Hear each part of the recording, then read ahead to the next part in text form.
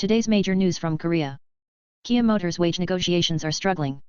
An agreement was reached between the company and the union executive for a monthly wage increase of 98,000 won and a bonus of 300% and 5.5 million won. However, Hyundai Motor and Kia Motors' lifetime employee ID system, which sells new cars at a discount to retirees for the rest of their lives, has been hindered. Lifetime employee ID is a welfare system for Hyundai Motor Group retirees. Retirees with 25 or more years of service can purchase a vehicle at a discounted price every 2 years. Hyundai Motor retirees receive a 25% discount, and Kia Motors 30% discount. A retiree from Kia Motors is buying a car worth 50 million won at 35 million won, lower than the manufacturing cost. It is also profitable to buy a new car at a discounted price and use it for 2 years before selling it as a used car, so most retirees change their car every 2 years. In this wage negotiation, the management and union executives agreed to reduce the lifetime employee ID system. Instead of a lifetime discount, the age limit will be limited to 75, and the discount rate will also be lowered to 25%. The discount cycle has also been extended from 2 years to 3 years. Instead, according to the wage peak system, the retirement age of 60-year-olds, which paid 90% of the basic wage of 59-year-old workers, was raised to 95%. However, the deal was rejected on the 2nd, as senior employees with nearing retirement age protested, saying, "Lifetime employee ID is a courtesy to retirees with long service and cannot be reduced." Controversy over the reduction of the lifetime employee ID system is spreading into a conflict between generations of Kia Motors employees and union members. Regarding the backlash of older employees, younger employees said, they are complaining that there is a problem in receiving bonuses right away as the wage negotiations are rejected due to the issue of a lifetime employee ID that you may not know when to leave or receive benefits.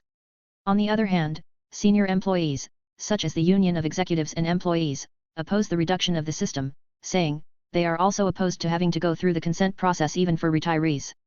The workforce composition of Kia Motors is an inverted pyramid. As of last year, 18,874 people aged 50 or older accounted for more than half. The average tenure of the total 34,104 workers is 22 years and 2 months. It is a structure in which senior employees have no choice but to lead wage negotiations. Because of this manpower structure and the post-retirement welfare system, the absurd thing that the highest level of wage increase has ever been rejected is happening. Even in the auto industry, many criticize the lifetime 30% discount as an excessive benefit. As of the second quarter of this year, Kia's COGS to sales ratio was 79%. This means that if you sell a car for 100 won, you will spend 79 won as the cost. If sales and management costs are added to this, the profit taken by Kia Motors will fall further.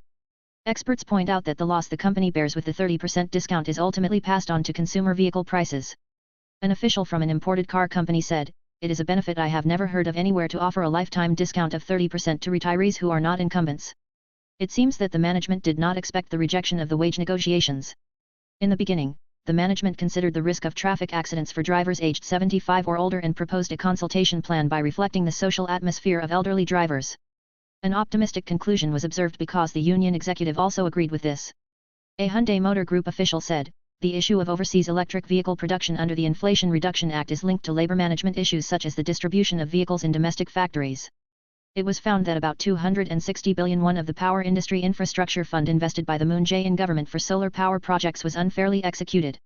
Examples include cases of inflating construction costs by issuing false tax invoices or building fake cultivation facilities and borrowing them. As the result of a sample survey targeting only 5% of local governments nationwide, it is highly likely that the number of cases detected will increase significantly if the survey is expanded nationwide. The Government Joint Anti-Corruption Promotion Team of the Office of Government Policy Coordination announced on the 13th that as a result of a joint inspection of the new and renewable energy support project from September last year to August this year, 2,267 cases of illegality and unfair cases of 261.6 billion won were discovered. This is the result of a primary investigation of only 2.1 trillion won out of 12 trillion won invested in the Moon Jae-in administration over the past 5 years in 12 of 226 local governments across the country.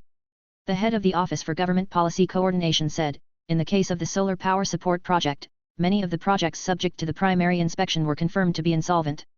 "I think so," he said. The electricity fund is a quasi-tax fund created by deducting 3.7% of the monthly electricity bill. Although it is a large-scale fund, it was pointed out that external agencies were insufficient to check the operation and execution details. The Moon Jae-in government's decision to use the electricity fund for losses incurred from nuclear power plants and the establishment and operation of the Korea Energy Institute of Technology due to the nuclear phase-out policy has been controversial.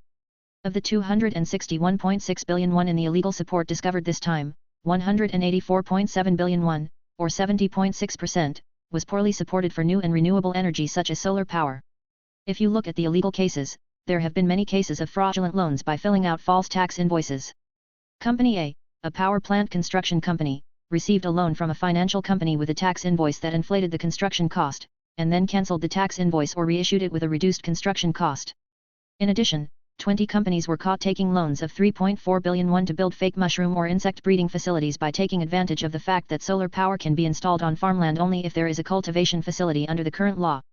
Recently, among the 6,509 financial support projects supported by the Korea Energy Agency for new and renewable energy such as solar power for 3 years between 2019 and 2021, 1,129 cases, or 17%, were cases of illegal contracts or violations of subcontracting regulations. They were found to have contracted with unregistered companies or violated subcontracting regulations. In addition, in 158 cases of bad loans by confirming the breakdown of electrical construction costs, which must be filled out by technicians in the electric field, only with the quotation from the construction company, loans of 22.6 billion won were found.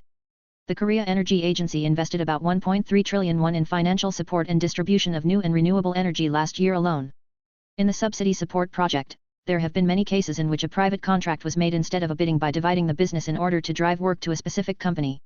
The Office of Government Policy Coordination requested an investigation into the discovered cases and decided to expand the investigation nationwide.